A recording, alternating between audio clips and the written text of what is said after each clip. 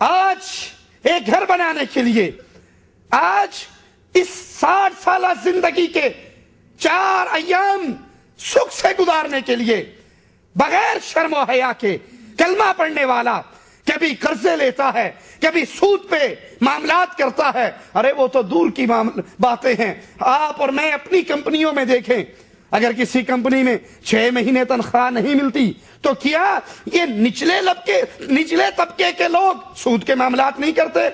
اجی میں نے پیسے گھر بھیجنے ہیں، میرے پاس پیسے نہیں، میرے پاس تنخواہ ابھی نہیں آئی، تیرے پاس اگر پیسے ہیں تو مجھے 500 ریال دے دے، میں اپنے گھر بھیج کے اپنا کام چلا لوں، جب مجھے پگار ملے گی، سیلری ملے گی، تنخواہ ملے گی، میں تجھے 600 ریال کر کے واپس کر دوں گا. کیا یہ ہمارا معاملہ نہیں چل رہا؟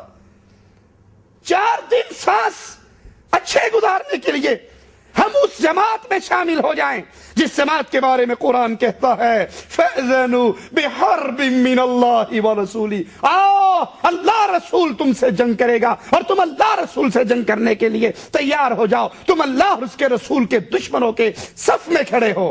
اور اگر تم توبہ طائب ہو جاؤ فَإِن تُبْتُمْ فَلَكُمْ رُؤُوسُ أَمْوَالِكُمْ، اور اگر تم توبہ طائب ہو جاؤ، جو راس المال، جو اصل پیسہ، جو اصل زر تم نے لگایا ہے، جو اس کو لینے کے تم حقدار ہو، سود کو چھوڑ دو، اپنی اصل قیمت، اصل قرضہ اگر کسی کو دیا ہے وہ واپس لے لو. لا تظلمون ولا تظلمون.